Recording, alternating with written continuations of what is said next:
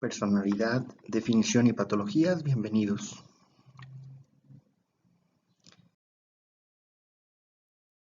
Bueno, las definiciones que tienen que ver con el concepto de personalidad son muy variadas. Entonces, revisando algunas históricas, podemos recordar estos conceptos de Allport del 75, en donde considera que la personalidad es la integración de todos los rasgos y características del individuo que determinan una forma de comportarse.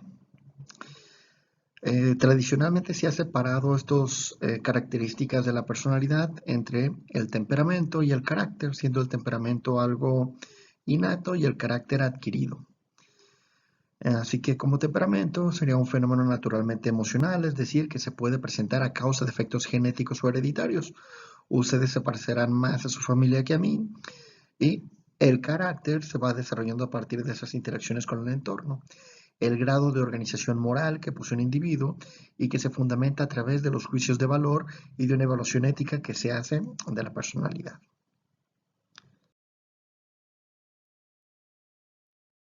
¿Sí? Aquí también tienen que ver los conceptos del valor y de media. ¿Sí? Representación ideal del humano, subjetiva, personal, impregnada de valores éticos y aspectos culturales, sin utilidad clínica real, que son un concepto bastante antiguo y digamos que ya superado, porque en la clínica actual los valores son un fundamento básico de cualquier tipo de intervención. Cualquier intervención buscaría realizar actividades que estén orientadas a desarrollar los valores o acciones que estén dirigidas hacia los valores del individuo.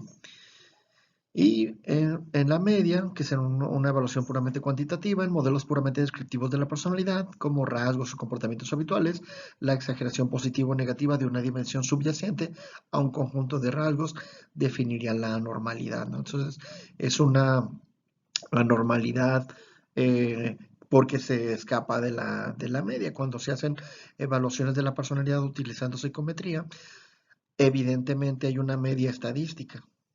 ¿Sí? Hay medidas de normalidad en una gráfica. Y los rasgos, características o conductas que se alejan más de esta media estadística, pues serían consideradas las más anormales.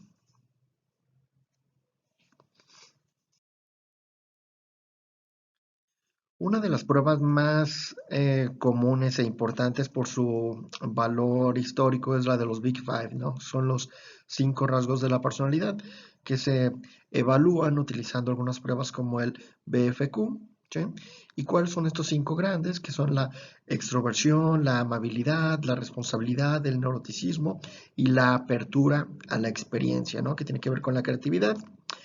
El neuroticismo con la inestabilidad emocional. Hay personas que son más ansiosas, hostiles, coléricas, depresivas, tímidas, impulsivas, con más vulnerabilidad, etc. El rasgo más valorado a través de las culturas, que es la responsabilidad, ¿sí? Que busca conformidad, seguridad, ¿sí? Competencia, orden, obediencia, lucha por el logro, autodisciplina, reflexión, etc. La afabilidad, que tiene que ver con la confianza, la honradez, el altruismo, etcétera, y que podemos ver en algunas medidas interesantes. Cuando, por ejemplo, en las sociedades después de situaciones de guerra o de conflicto, pues estas medidas tienden a disminuir, ¿no? La gente nos volvemos más desconfiadas. Y como punto número 1, pues la extroversión, la sociabilidad, ¿no? El afecto, el gregarismo, el unirnos, la asertividad, el podernos expresar las opiniones y formas de forma directa y honesta, la actividad, la búsqueda de emociones, las emociones positivas, etcétera. ¿Sí? Entonces, todas estas dimensiones se evalúan a través de la psicometría del Big Five. Son estables, se pueden utilizar transculturalmente y probablemente una de las más interesantes, dado que se pueden correlacionar con otros factores de la personalidad, con actividades políticas, intereses artísticos, etcétera.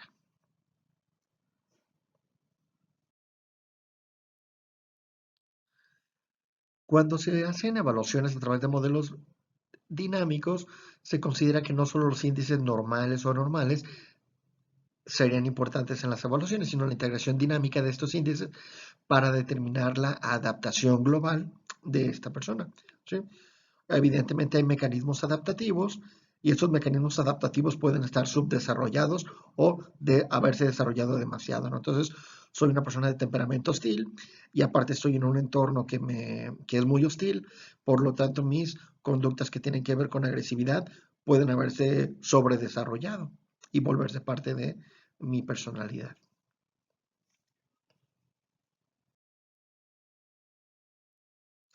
Para Eysenck, la personalidad es la organización más o menos estable y duradera del carácter, el temperamento, la inteligencia y el físico de una persona y que determina su forma de adaptación al medio ambiente. Entonces, una forma muy interesante de comprender los resultados de las evaluaciones de la personalidad es cómo se desarrolló esta personalidad a partir de las presiones del medio en el que se desenvuelve.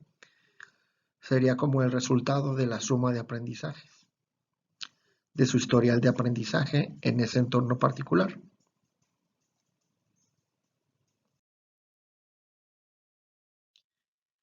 Y para Eisen se compondría de esos cuatro elementos que serían el carácter, el temperamento, el intelecto y cuestiones físicas, incluso como lo evalúan otras personas, como la gente se para, postura y este tipo de elementos tradicionalmente estudiados como la comunicación no verbal.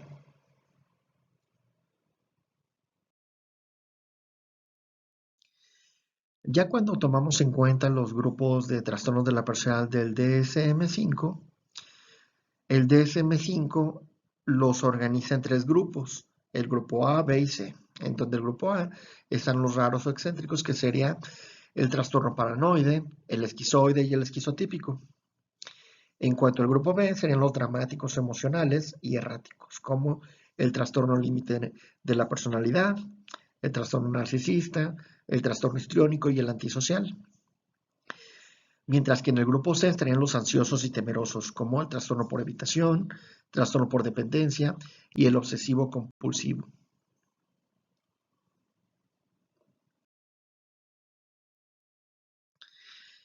Si lo equiparamos con los trastornos de la personalidad del CIE-10, podemos ver que el CIE-10 tiene una taxonomía diferente, ¿sí?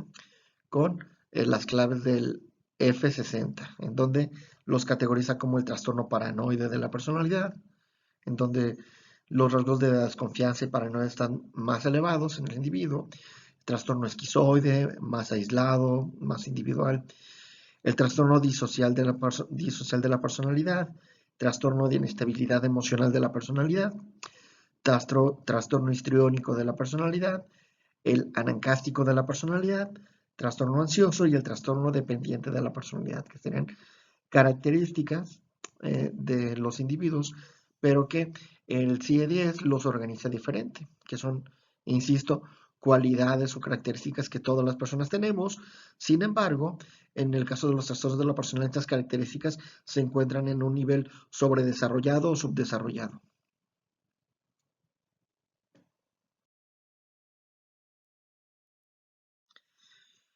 Más o menos sería complicado saber exactamente porque no hay como una evaluación precisa y universal de todos los trastornos de la personalidad, pero en ese estudio de Torgenson del 2009 vemos cómo él calcula algunos de los porcentajes de los trastornos de la personalidad a nivel global, ¿sí? Que para otras mediciones serían muy bajas, ¿sí? Les recomendaría que a lo mejor ustedes buscaran otro tipo de mediciones estadísticas para compararlos y sobre todo entender que los resultados se obtienen a través de distintas metodologías y por lo tanto pueden llegar a resultados distintos, ¿sí?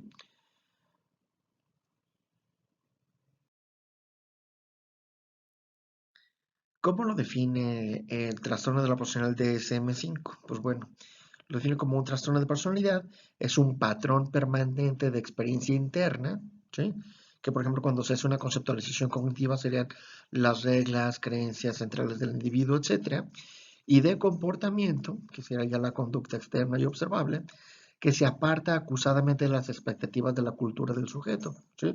Es decir, estas características o rasgos eh, van a generar algún tipo de conflicto o problema dentro del grupo cultural al que pertenece el sujeto. Es un fenómeno generalizado y poco flexible, ¿sí? O sea, esas características no se presentan solamente en un entorno, sino que están presentes en todas las áreas del individuo y es poco flexible, que es una característica típica de los trastornos de la personalidad, que son inflexibles, son personas tercas, necias, con determinados aspectos de su vida. Tiene un inicio en la adolescencia o edad adulta temprana, ¿sí? Que como lo habíamos comentado, tiene que ver con el desarrollo o sobreadaptación de las características del individuo ante las demandas de su entorno. Es estable en el tiempo, o sea, no una persona que sea muy inflexible o muy neurótica con determinados aspectos no va a cambiar de la noche a la mañana. ¿Sí? Son estables, son características estables a través del tiempo y da lugar a malestar o deterioro, principalmente para el individuo, pero también puede estar externo, como en el caso de los trastornos antisociales que dañan a otros y no les causa ningún tipo de malestar individual, ¿sí? Que serían la diferencia entre trastornos egosintónicos, con los cuales la persona se siente bastante cómoda, y egodistónicos, que son trastornos que generan malestar al individuo.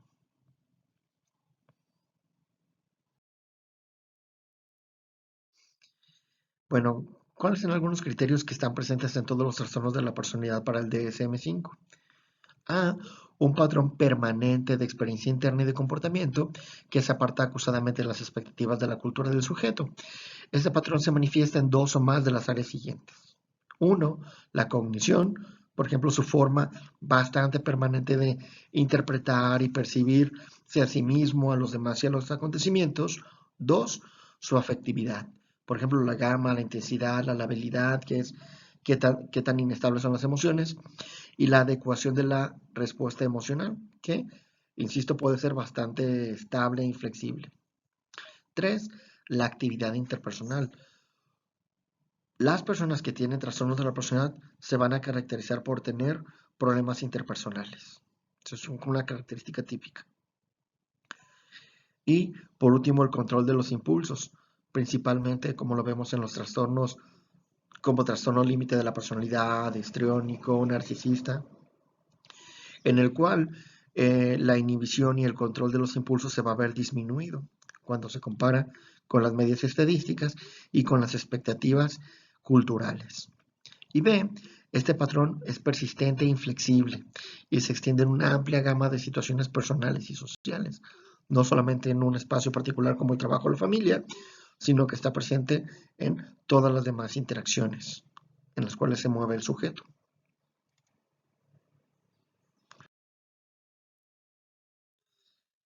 Ese patrón persistente provoca malestar clínicamente significativo, deterioro social, laboral o de otras áreas importantes de la actividad del individuo.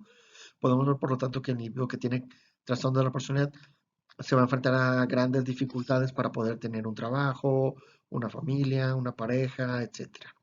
El patrón es estable y de larga duración, no va a cambiar de la noche a la mañana, no surgió de un día para otro y no se va a quedar eh, eh, cambiando constantemente, sino que es algo estable que se mantiene durante largos periodos de tiempo. El patrón persiste no es atribuible a una manifestación de una consecuencia de otro trastorno mental, ¿sí? Sino que es una característica bastante delimitada de ese tipo de rasgos que se subdesarrollaron o se sobredesarrollaron ante las demandas del entorno. Y F, el patrón persistente no es debido a efectos fisiológicos, por ejemplo, de una sustancia que tenga una alteración neurológica, un tumor, una lesión, ni una enfermedad médica, ¿no? Sino que son nuestras características de nuestra forma de ser que a partir o de la suma con nuestro historial de aprendizaje como la crianza que tuvimos en nuestra familia, a lo mejor familias muy violentas, muy dependientes, muy exigentes, etcétera, se va sumando con otro tipo de experiencias en la historia de vida del sujeto y por lo tanto terminaría en el sobredesarrollo de ciertas características de su forma de ser o con un subdesarrollo de estas características, ¿sí? Y cuando se juntan estos atributos es lo que se llamaría un trastorno de la personalidad.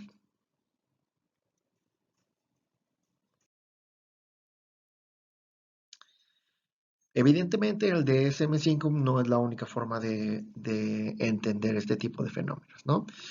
Los trastornos de la personalidad se caracterizan por las alteraciones en el funcionamiento de la personalidad y los rasgos, ¿sí? Los rasgos se diferencian de los estados porque son estables y los rasgos son, perdón, y los estados son transitorios. Una persona puede tener muchísimo miedo en determinado tipo de situación, por ejemplo, estar en un hospital, estar muy ansioso, pero es un estado y mañana se le pasa ya cuando salió. ¿Sí? Por otro lado, los rasgos ansiosos son persistentes en el tiempo, ¿sí? Y pueden llegar pues a considerarse patológicos cuando generarían esos malestares clínicamente significativos en una o más áreas del sujeto. Los diagnósticos de trastornos de la personalidad específicos que se pueden derivar de este modelo incluyen el antisocial, que son pues, las personas criminales que dañan a los demás, dañan la propiedad privada, etcétera.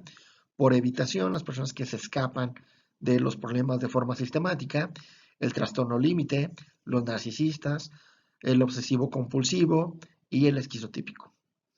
Este enfoque también incluye un diagnóstico de trastorno de la personalidad de rasgos específicos, que se puede hacer cuando se considera presente un trastorno de la personalidad, pero no se cumplen con los criterios para un trastorno específico, ¿sí?